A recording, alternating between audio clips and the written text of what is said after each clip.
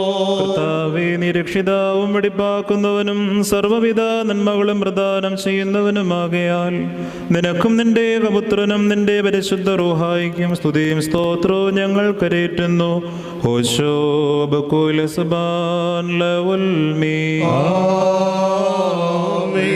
കർത്താവേ, വെള്ളത്തിന്റെ നേരെ നീ തിരിഞ്ഞ് ഇതിനെ ശുദ്ധീകരിക്കണമേ.